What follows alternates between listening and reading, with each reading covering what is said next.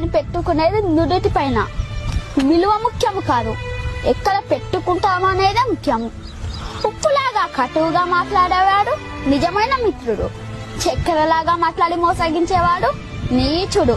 ఉప్పులో పురుగులు పడ్డ దాఖలాలే లేవు, తీపిలో పురుగులు పడని రోజే లేదు. ఏడుస్తూ ఈ లోకానికి అడుగెడతావు, ఏడుపుస్తూ లోకాన్ని వదిలి వెళ్ళిపోతావు. రమ్మన్న సమర్గంలోకి ఎవ్వరూ రారు, వద్దన్న చెడు మార్గాన్ని ఎంచుకుంటారు. పాలు అమ్మేవాడు ఇల్లు తిరగాలి, సారాయమేవాడి దగ్గరికే అందరూ వెళ్తారు. పాలల్లో నీళ్లు కలిపినావా అని అడుగుతారు, ఖరీదైన సారాయిలో నీళ్లు కలుపుకొని తాతారు. పెళ్లి ఊరేగింపులో బంధుమిత్రుల ముందు వడ్డు వెనకాల, శవయాత్రలో శవము ముందు బంధుమిత్రులు వెనకాల. శవాన్ని ముట్టినందుకు స్నానం చేస్తారు, మూగజీవులను చంపి పూజిస్తారు. కొవ్వొత్తుని వెలిగించి చనిపోయిన వారిని గుర్తు చేసుకుంటారు. కొవ్వొత్తుని ఆర్పి జన్మదినాన్ని ఆచరిస్తారు.